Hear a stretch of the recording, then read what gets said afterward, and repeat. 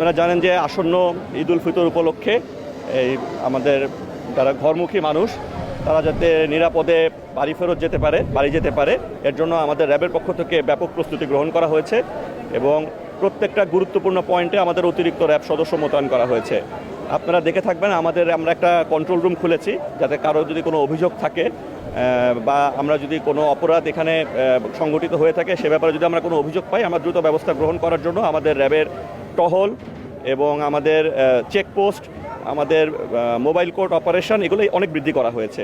এবং আমরা যখন যেখান থেকে যে খবরই পাচ্ছি আমরা সেখানে দ্রুততার সাথে যাচ্ছি এবং আমাদের যে আইনগত ব্যবস্থা সেটা আমরা গ্রহণ করছি। তা আপাতত আমার কাছে পুরাটা পরিদর্শন করে মনে হলো যে না, এবার ইনশাল্লাহ তেমন কোনো বড় রকমের কোনো নিরাপত্তা হুমকি নাই এবং সবাই একটা উৎসব মুখর পরিবেশে শান্তিপূর্ণভাবে এবার ঈদ উদযাপন করতে পারবে, সেটাই আমাদের প্রত্যাশা এবং সেজন্য র্যাব একদম পরিপূর্ণভাবে প্রস্তুত আছে। হ্যাঁ, আপনারা দেখবেন যে আমাদের টিমগুলো প্রতিটা লঞ্চে যাচ্ছে, তাদেরকে সতর্ক করা হচ্ছে এবং এইমাত্র আমি কথা বললাম এই লঞ্চের সাথে, তাকেও সতর্ক করা হয়েছে যাতে পর্যাপ্ত পরিমাণে তাদেরও একটা নিজস্ব নিরাপত্তামূলক ব্যবস্থা থাকে, যাতে এরকম দুর্ঘটনার ভবিষ্যতে না ঘটে। এবং আমাদেরও সাদা পোশাকে গোয়েন্দা নজরদারি অব্যাহত আছে, আমাদের নজরে পড়লেও আমরাও সেটা তাদের দৃষ্টিগোচর করছি।